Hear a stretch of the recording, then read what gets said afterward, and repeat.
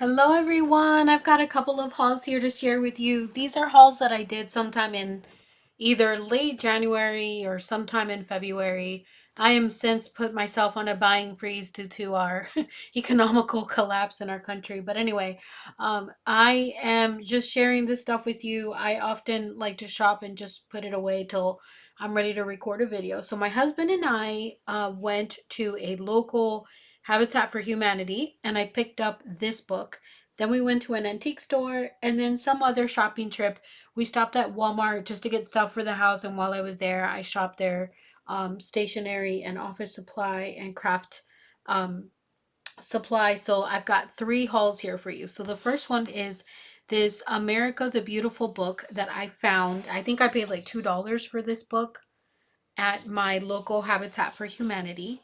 There was just something about it I really liked. It's not a terribly old and vintage book, but it does have some worn spots on it.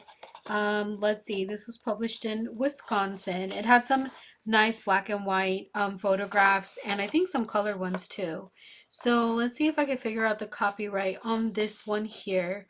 It's got a Roman numeral. Um, I need to have like a little cheat sheet from when I'm recording, but anyway, so this was published in 1965 and it's got some illustrations and some pictures here. So I just thought this would complement my vintage book collection very well. So I'll just try to go through here. It's got some color photos, some black and white photos, and I don't have smell-o-vision, but if you guys could smell this like book, it's like a nice like vintage book. I love it. It smells like old paper, and it is like a matte finish, which I really love. I think I would have a really hard time tearing this apart for junk journaling, but we'll see. At some point I got to do something. But anyway, and this one was like really big. Like this book is like 9 1/4 by 12 and almost a quarter. So yeah, so it's actually quite a big book. But yeah, I really love this book, and it was $2, so that was a great find. All right, I'm gonna put this here. All right, so now I'm gonna go. We went to an antique store on our way to run errands, and that antique store was not reasonably priced, but I did find a few things that I was able to get the owner to give me uh like a deal on. But I otherwise would probably not be shopping there on the regular. And it was kind of far away from my house. All right, so they had a set of these like placemats here. And they're like some linen placemats, and they look like brand new. So here's like some napkins that match with some placemats. So these are just really pretty as is to use. Uh, or they would be really fabulous for junk journaling as well if I wanted to, um, use that to wrap my albums or my junk journals with. I think I ended up paying $10 for these. I'm trying to get this back in there so they don't get dirty. I'll have to wipe down the outside of the bag because the outside of the bag is a little dirty, but the inside was in pristine condition. So I didn't think that was, there's an 8-piece set. I didn't think that was a bad deal. Okay. So we'll put this here to the side. And then I found some really old books there. First, we'll go to the smaller items.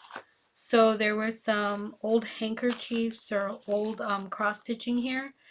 I think I paid like $2 for this one and maybe $3 for this one here. So I thought these were really pretty. This one has a hole in it, so that's why she gave it to me for a little bit cheaper. And then this was, I think, 50 cents, and this is a simplicity pattern, but I love these like illustrations here. And there is some, pattern paper here, and look at that. Super cool. And then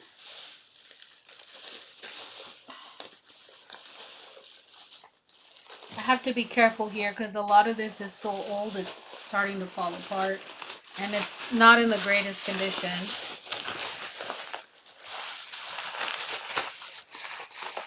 All right, so there was, she made me a deal. I think I paid like, I think $50 for all, minus this red book.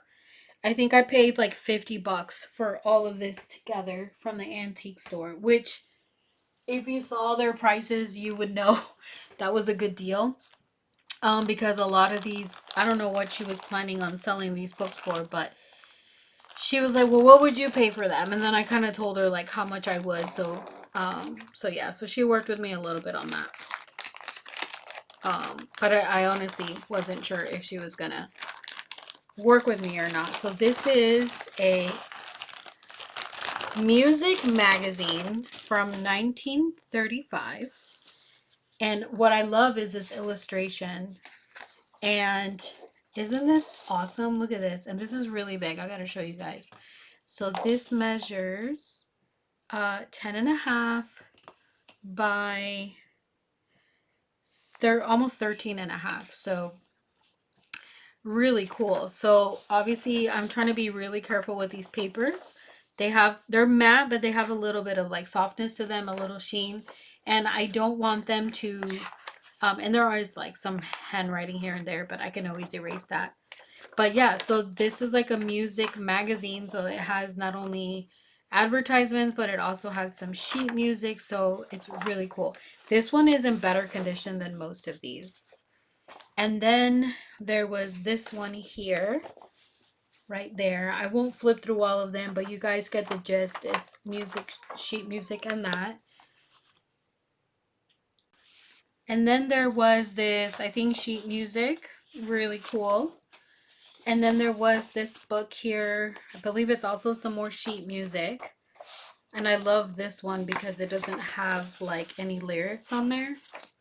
And yeah, so I'm not going to spend too much time going through all of like the dates and stuff. If I can find it quickly, I will. Otherwise, I'm going to just try and speed through this here. And then there were these books here, which as you can see, they're in pretty beat up shape. But these books here are also music magazines. This one's from 1936. And they're pretty, well aged. Like a lot of them are pretty brown. And the pages are kind of beat up, like right here. Look at that. So, yeah, but I just absolutely love this vintage stuff. So, yeah, so I'm not going to go through each one, but I will show you like this one here. It's in a little bit better shape. Has a nice aged look to it. Then there's this one. And then another one here. And another one. Yeah, I'm so ecstatic. I absolutely love these. I don't think I've ever seen these before in my treasure hunting. So it was really nice to have a little piece of this history to call my own. This one's in pretty decent shape. So yeah, and then we have this one here. And then these were some loose sheets that were at the bottom of the bin where all of these were located. And I just got them even though they're all kind of broken up. See, but I just thought they would be really nice to use in my vintage projects. Look at that. Isn't that beautiful? Absolutely love this. Oh, it's so stinking cool. Some advertisements here. So that's these right there. Try to have to be really careful. Some of them are really delicate. And then another like piece of book or magazine or whatever that was missing the cover, but it looks like another music magazine with some of the stuff in some, yeah, copyright 1940. So anyway, I hope you guys, oh no, wait, I have one more thing. Yes, I have some crafty stuff from Walmart. So let me get that out real quick. I've got all these papers here. I'm gonna have to clean up. It's driving me crazy. Okay. And then I didn't go too crazy at Walmart, but this is a Walmart haul. I went to a local Walmart of mine that got remodeled sometime in the last couple of years, but I have not been to that one before. So we stepped in there the other day and we got this stuff. So I found some fat quarters here of the, I guess the Walmart brand, of these beautiful butterfly fabric pieces. So I got what they had available because I'd never seen that before. And these, I can use them as is, or since it's a white background, I can go ahead and um try and ink, like ink vintage these up with some coffee or tea or some, distress ink. I picked up some 4x6 Ziploc bags. I always like picking up. They were a pretty good deal. I think they were like $2 or $3. And then I picked up this project planner notebook, which the reason I got it is because I really like these lines. And these are in blue and these are in red. And I thought these would be really cool for my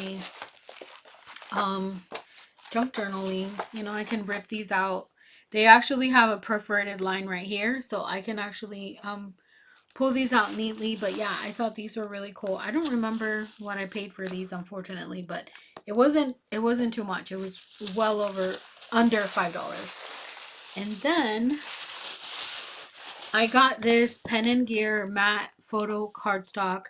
This is 8.5 by 11, but it's 110-pound weight, and there's 50 sheets in here. And I got this because I want to see if this is going to work for me to print out some stuff that I got from KB and Friends, some digital printables, because I want to see. I know she uses, I think, the Staples brand, but I don't have a Staples near me, and I didn't want to have to just ship that one item. So I went ahead and picked this up to see if this is something that I could use and if I could get the same result. And it's matte photo cardstock, so it should not have too much shine on it.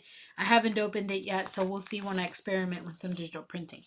So now this concludes my Habitat for Humanity antique store and Walmart haul. I hope you guys like my haul. Until the next post, I remain Christina La Crafty. Bye.